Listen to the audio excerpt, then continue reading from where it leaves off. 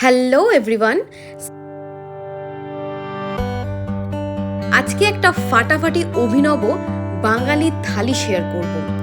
প্রথমেই ছিল গরম গরম সাদা ভাত, বাসন্তী পোলাও, গন্ধরাজ লেবু, পটল ভাজা, বেগুন ভাজা, ছিল কুমড়ো ভাজা, আলু ভাজা, শেষে ছিল করলা ভাজা।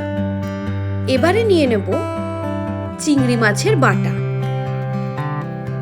ডাল না হলে কিন্তু বাঙালির খাবার জমে না, তাই মসুরের ডাল পাতলা করে, মাছের কালিয়া এবং চিকেন কষা, কাঁকড়ার লাল লাল ঝাল রান্না করেছিলাম, আর করেছিলাম গন্ধরাজ চিংড়ি মালাইকারি। সাথে ছিল মাটন কষা। যে কোনো স্পেশাল অনুষ্ঠানে কিন্তু মাটন কষা না হলে চলে না। আর ছিল আমের চাটনি, মিষ্টি দই, পায়েস এবং